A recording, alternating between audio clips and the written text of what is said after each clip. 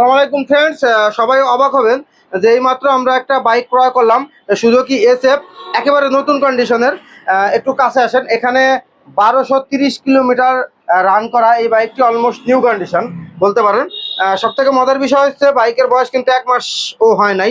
10/6/2024 কিন্তু রেজিস্ট্রেশন হয়েছে, হয়তো এর এক সপ্তাহ আগে বাইকটা ক্রয় করছে।